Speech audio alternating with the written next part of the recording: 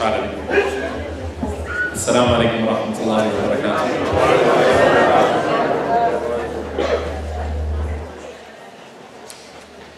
Alhamdulillahi rabbil alameen.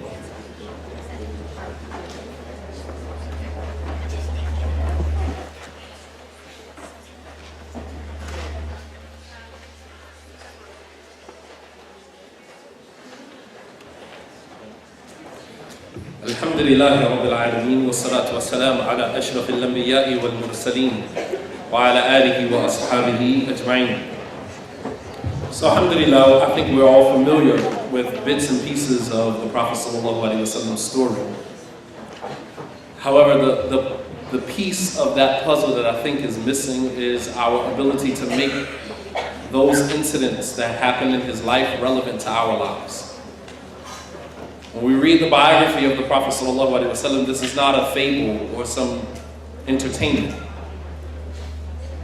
Those incidents were preserved in the compilations of hadith, compilations of seerah, so that the generations that come after will learn how to benefit from that by applying it to their lives.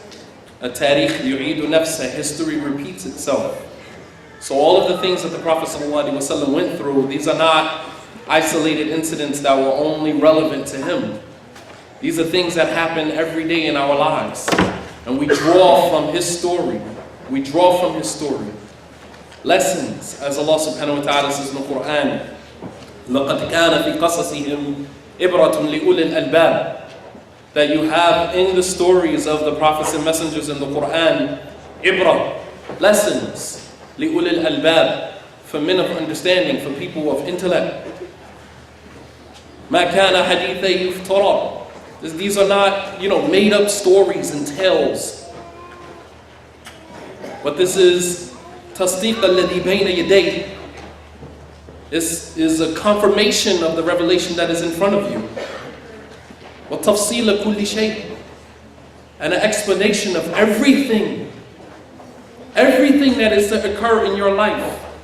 You will find the details of that demonstrated and illustrated in the life of the Prophet ﷺ.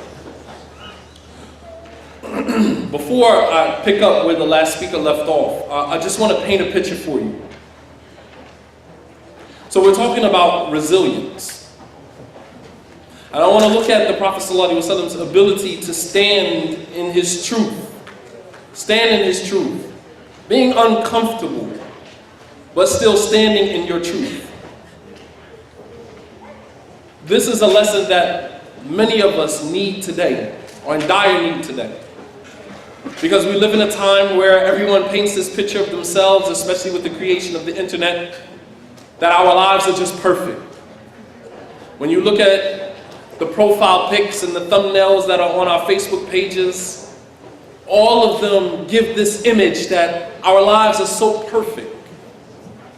We want everybody to believe that our lives are so perfect.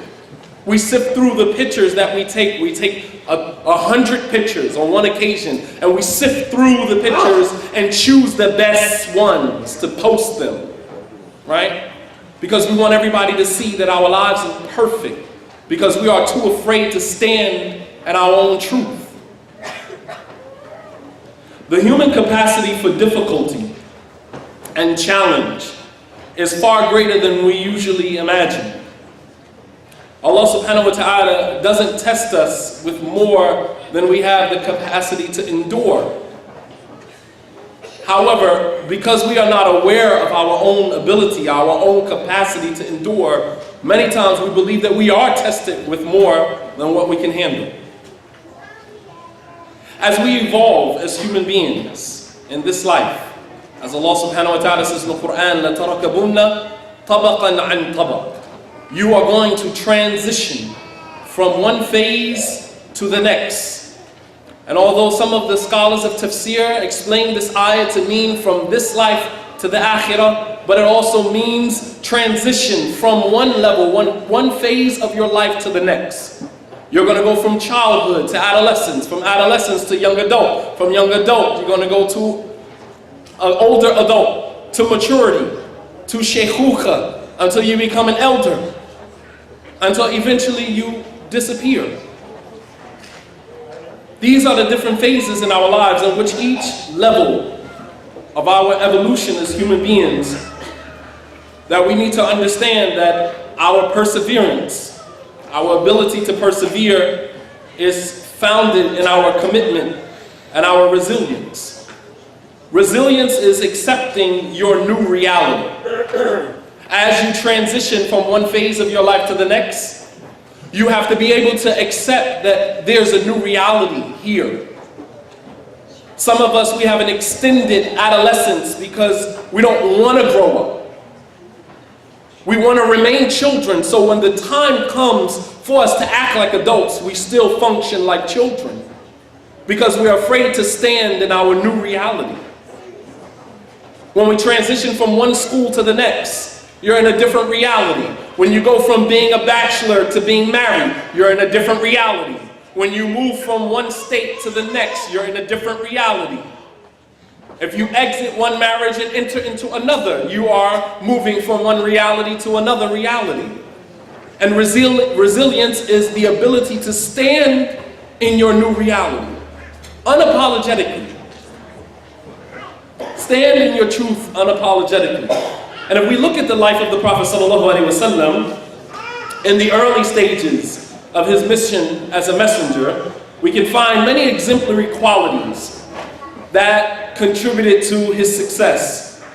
But one quality in particular suited him well as he toiled through the tumultuous time in Mecca before the Hijrah. The Quran refers to this time as a difficult hour. Allah subhanahu wa ta'ala says in the Quran, لَقَدْ تَابَ اللَّهُ عَلَى النَّبِيِّ وَالْمُهَاجِرِينَ وَالْأَنصَارِ الَّذِينَ اتَّبَعُوهُ فِي سَاعَةِ الْأُسْرَةِ مِنْ بَعْدِ مَا كَادَ يَزِيغُ قُلُوبَ فَرِيقٍ مِّنْهُمْ ثُمَّ تَابَ عَلَيْهِمْ إِنَّهُ بِهِمْ رَءُوفٌ رَحِيمٌ.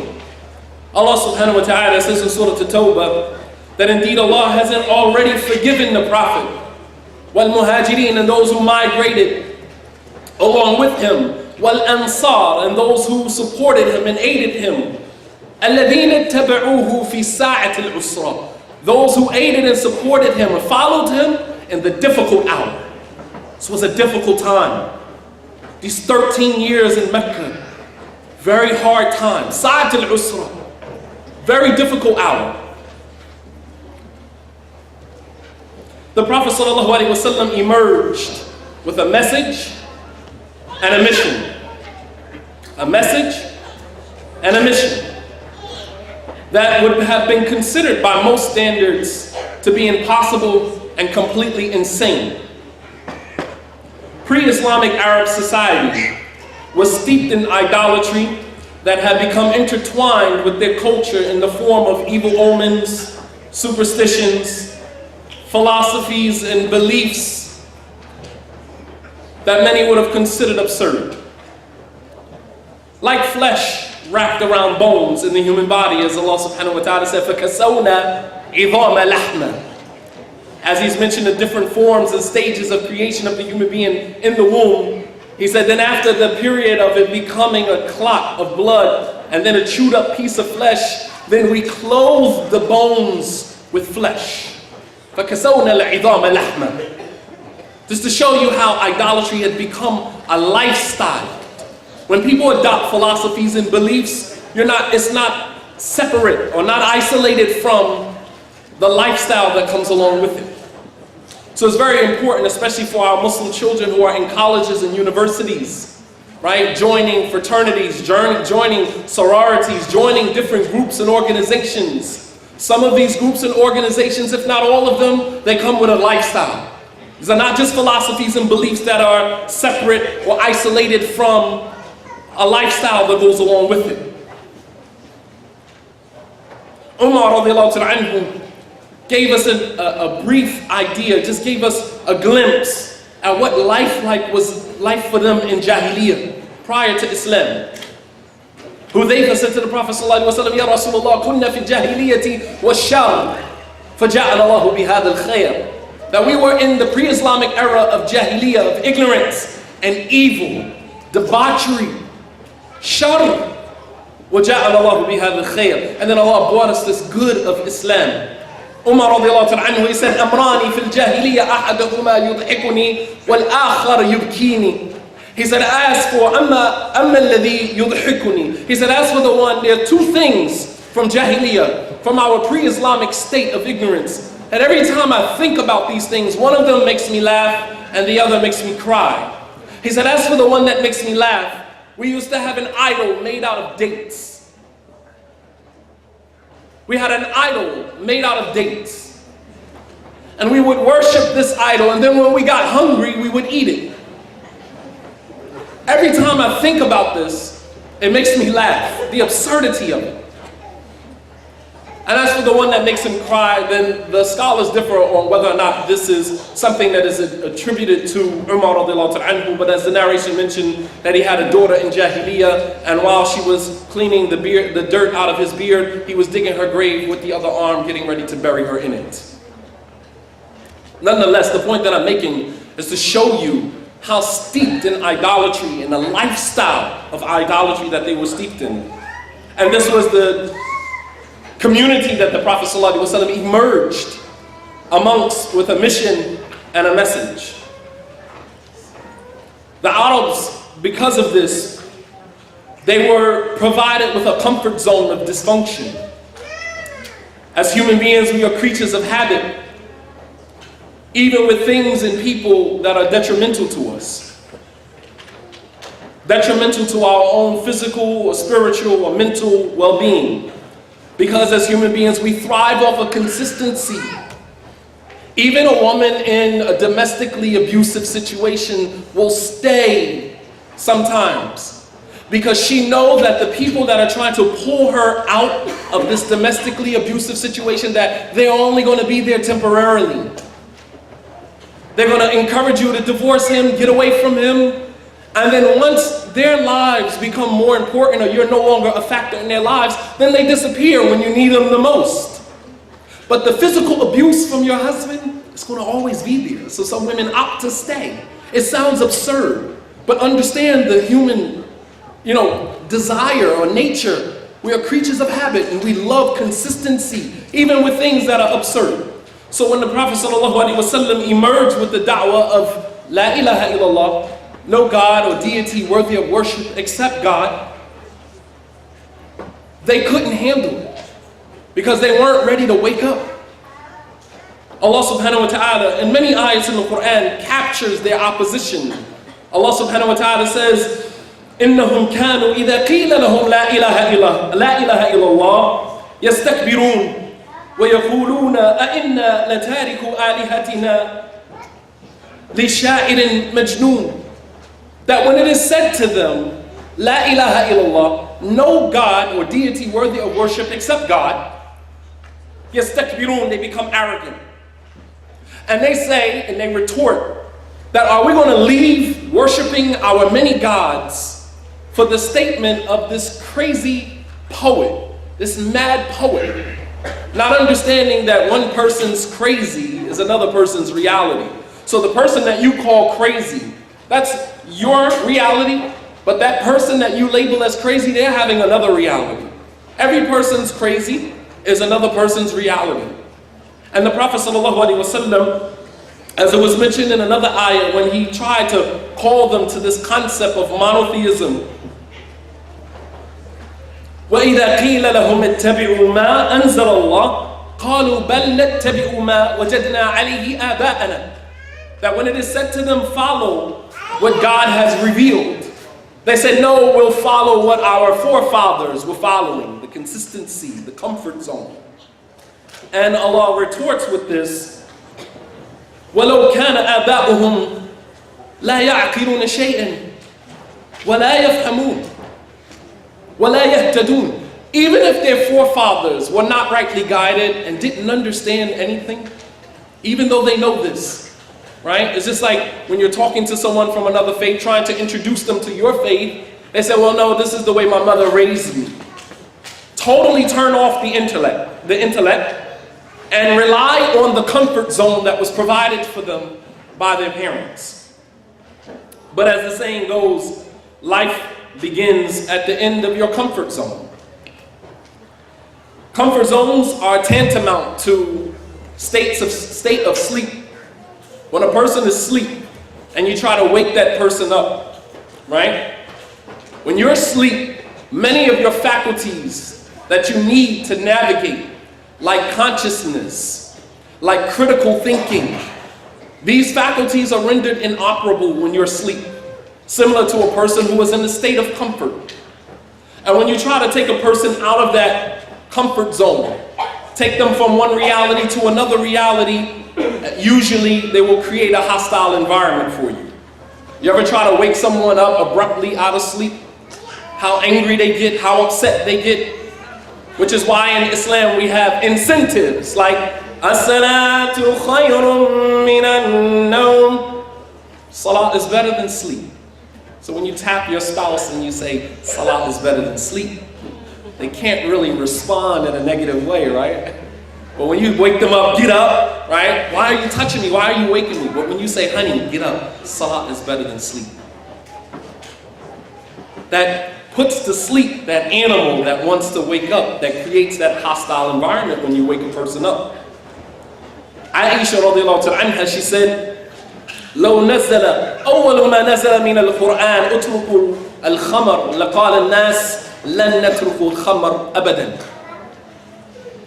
That Aisha said if the first thing revealed from the Quran had been, the first instructions revealed from the Quran had been, leave off intoxicants, stop drinking, people would have said, we will never stop drinking. Because it's our nature to be oppositional. Because when you're asleep, you don't want to wake up. The person, they say the one-eyed man in the land of the blind is king.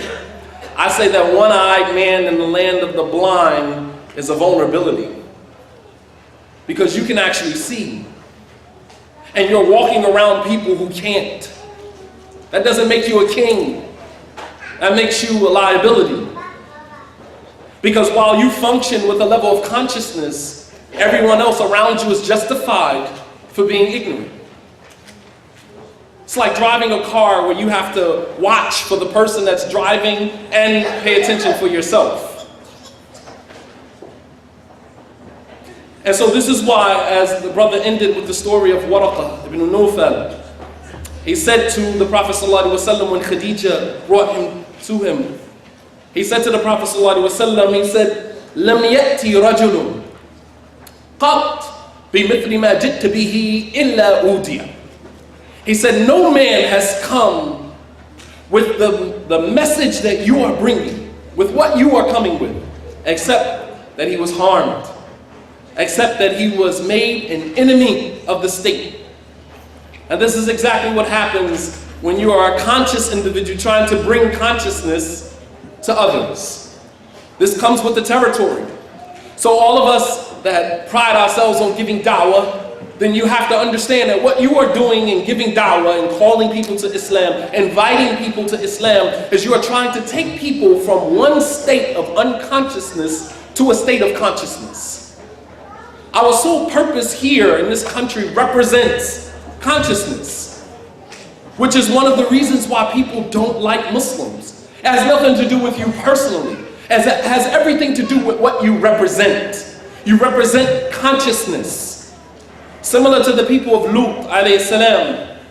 And when Lut said to his people, for those that are not Muslim, we're talking about the story of Sodom and Gomorrah that's in the Quran, that's in the Bible as well. And when Prophet Lut went to his people, and he said that you go to the men when Allah has created women for you, trying to bring them from one state of consciousness to the next, what did they do? وَمَا كَانَ جَوَابُ قَوْمِهِ إِلَّا أَنْ قَالُوا أُخْرِجُوهُمْ مِنْ قَرْيَتِكُمْ إِنَّهُمْ أُنَاسٌ يَتَطَهَّرُونَ. Remove them from your town, remove them from your city. These are people who like to be pure, right? Because they don't want to remove themselves from that state of unconsciousness. It's hard. And so this is the task that was given to the Prophet ﷺ. A lot of times when we look at his messengership, we see him as receiving revelation from Jibreel and just going out to the people and giving da'wah. But we don't see the intricacies the nuances that go along with giving da'wah and calling people to this concept of monotheism. We make it seem very easy, but we're not looking at all of the intricacies that go along with it.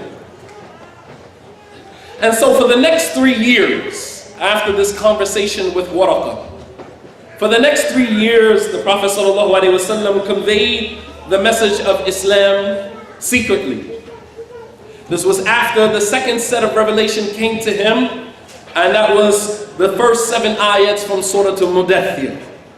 Ya ayyuhal mudaththir, qum fa'anzir, wa rabbaka fakabbir, wa thiyabaka fatahhir, wa rujza fahjur. To the end of those 7 ayats. Those 7 ayats is what made him a messenger. As the scholars say, that the Prophet ﷺ nubbi'a bi'iqra wa ursila bimudaththir. That the Prophet ﷺ was made a prophet with iqra, and he was made a messenger with mudaththir. You guys following me? He was made a prophet with iqra, and he was made a messenger with mudaththir. And so although he began calling people to Islam, his call was done sirran, was done secretly. And for the next 3 years, the call of the Prophet ﷺ became very basic, in its most basic elementary form, La ilaha illallah. Nothing else. La ilaha illallah. That was the main concept. That is Islam in its rawest form. The concept of monotheism. And during this time, many of those who embraced Islam not at the hands of the Prophet ﷺ, but at the hands of Abu Bakr as-Siddiq radiyallahu ta'ala anhu. The Prophet ﷺ, he said, ما دعوت أحدا إلى الإسلام وفي رواية قال ما أردت على أحد الإسلام إلا كانت فيه كبوة يعني تردد وتوقف إلا أبو بكر. The Prophet ﷺ said that I never called anyone to Islam except that they had this tawaqquf, taraddud. They were, what's the word I'm looking for? Hesitation. They were hesitant. They were very hesitant, except Abu Bakr. The first time I mentioned Islam to him, he embraced it. And he didn't embrace it because the message sounded like the truth. He embraced it because he knew the character of the Prophet ﷺ. Which is exactly why when he came back from the Isra wal Mi'raj, and the Meccans, they used this opportunity, they seized this opportunity to create doubt in the hearts of the believers. How can a man go from Mecca to Jerusalem in one night? Impossible. So they ran with it. And many people started to apostate from Islam because they couldn't fathom a man going from Mecca to Jerusalem in one night. So the last straw, they figured if we could get Abu Bakr, his main companion, to deny this, then we can get the rest of the Muslims to follow behind. So they went to Abu Bakr and they said, هَلَّكَ مَا قَالَ صَاحِبُكَ. Did you hear what your companion said? And Abu Bakr radiallahu ta'ala anhu, he said, إِن قَالَهُ فَقَدْ صَدَقَ. He said, if he said it, it's the truth. I don't care what he said. I don't even have to hear what he said. If he said it, it's the truth. He said, I believe in something ab'ad min hada. I believe in something that is far-fetched than that. I believe that he received revelation from God. So if I believe that he received revelation from God, فَمَا دُونَهُ مِنْ بَابِ أَوْلَى, then anything less than that, of course I believe in it. If I believe that he received revelation from God, anything less than that, of course I believe in it. And it was because of that, many of the Muslims, they saw Abu Bakr's thabat, they saw his istiqamah, they saw his steadfastness, and they began to be steadfast. And it shows you the importance of being around people who are steadfast. All right, because we draw from their energy. We draw from other people's energy. So if you're around people, surround yourself by people who have an energy that is draining, right? It's going to eventually drain you. But if you're around people that their energy is invigorating, then you are going to benefit from that energy. So the Prophet ﷺ and Abu Bakr began to call to Islam. Many of the 10 that were promised Jannah accepted Islam at this time at the hands of Abu Bakr. From amongst them, Uthman ibn Affan, Zubair ibn Awam, Abdurrahman ibn Auf, Sa'd ibn Abi Waqqas, and Talha ibn Ubaydillah. Ibn Hisham in his seerah, he mentioned that there were 53 individuals who became Muslim during this 3-year period where the Prophet ﷺ gave da'wah secretly. 53. And out of these 53, only 10 of them were slaves. Meaning the 99%. Meaning most of the people that became Muslim during that period were from the top tiers of Meccan society. And this refutes the claim that Islam only appeals to slaves and the marginalized. That's not the truth.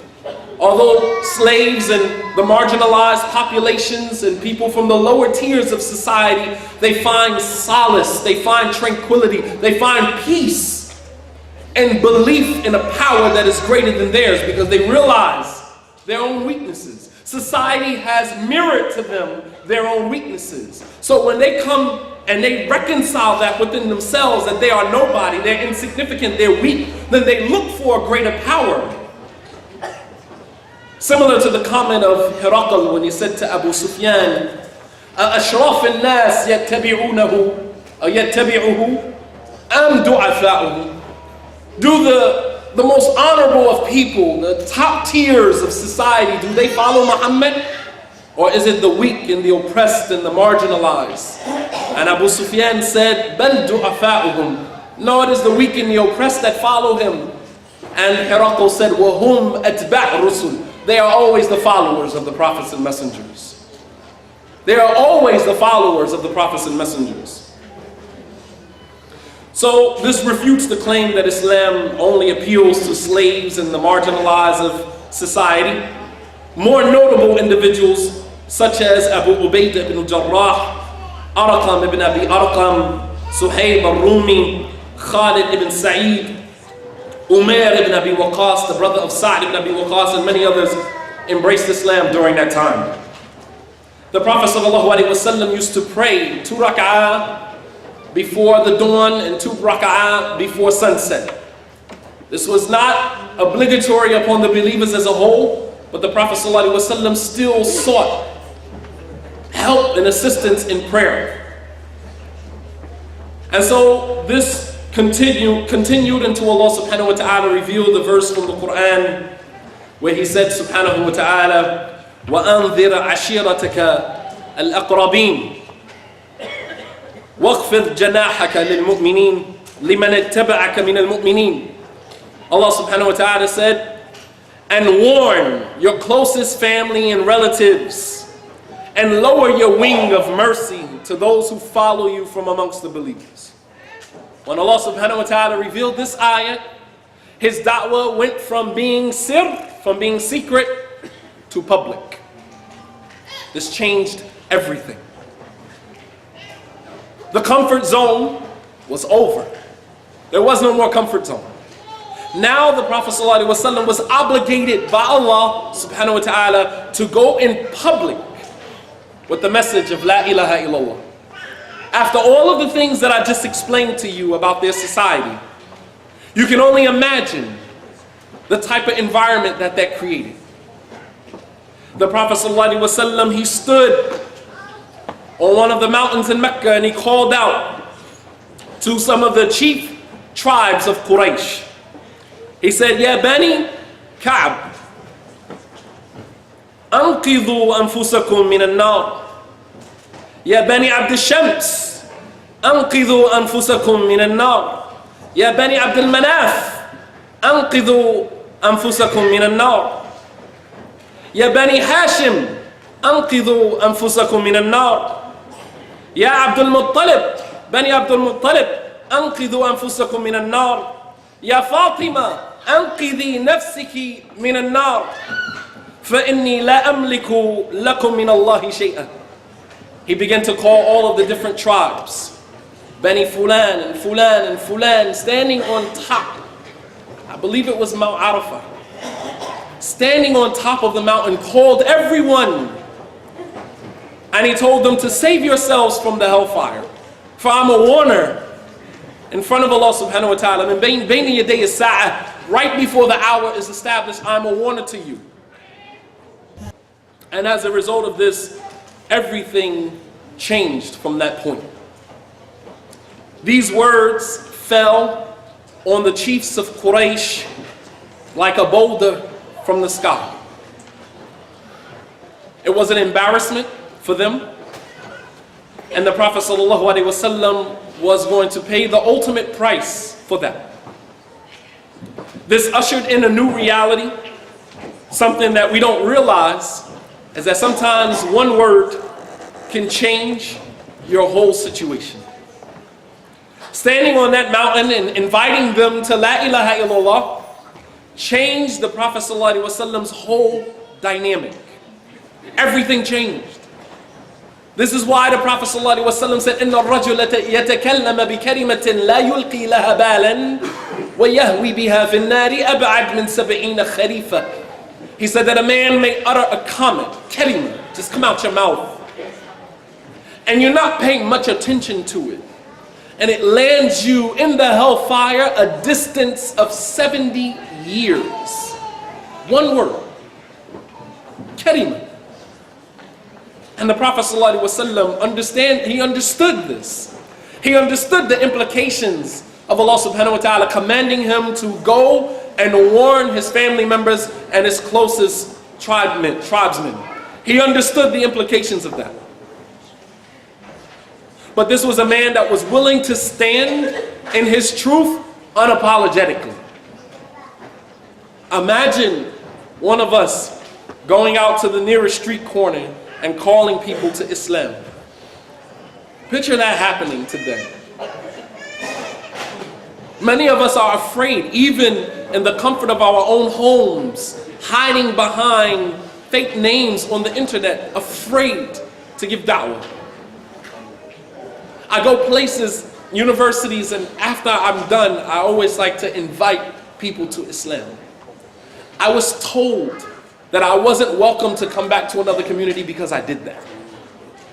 They took it as an offense. They had non-Muslim guests come, and at the end of my lecture, I said I would be remiss, I would be negligent if I concluded this talk and did not invite you guys to Islam, or at least to learn more about the faith of Islam.